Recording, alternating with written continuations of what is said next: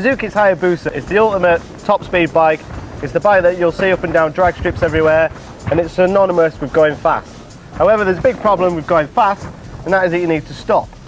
And the Achilles heel of the Suzuki Hayabusa was always its brakes. But now for this year, you've got the addition of the Brembo brakes and ABS. It just means that braking decision has been taken away. And when you're on such a fast bike, that's what you need. I mean, you're talking 150 miles an hour in about 10 seconds, which is easily done. Obviously not on the public road, because that would be illegal.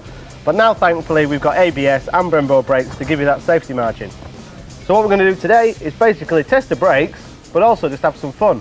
We've got an empty airfield, we've got a plethora of Hayabusas, we've got brand new Bridgestone tyres, so we're just going to thrash them.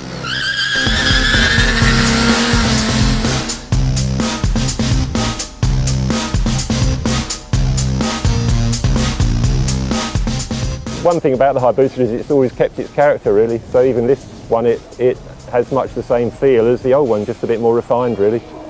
But it's got that whole balance of being fast but pretty comfortable, handling pretty well, not as light as the sports bike, but still pretty light. And I think that's why Suzuki have kept it so much the same, because it's got its own little niche, really, and it just works. Yeah, the Suzuki Hayabusa engine is a perfect fit for us. It's a much more robust engine. It also got a huge amount of performance as well. Obviously being lightweight, it's ideal for these small lightweight race cars, and they just make a perfect package, really. The whole thing is sort of like married to one.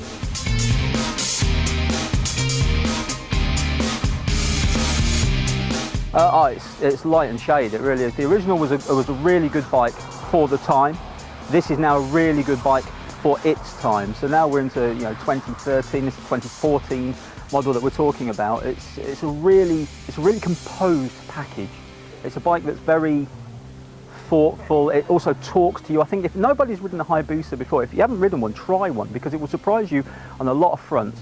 The engine's very strong, we know that. It's a very quick motorcycle. It's got loads of torque in the mid-range, just where you want it. Also the way it feels, the way it talks to you all the time. When it hits an overbanding, and you're talking the speeds 160, 170, 180 mile an hour, and you're hitting the overbanding, and the bike's just talking to you, you know everything that's happening underneath you. And I think that people would be surprised when they ride a Hayabusa to feel that, because if they haven't ridden one before, they might think that it's long and it's low and it's all about the power.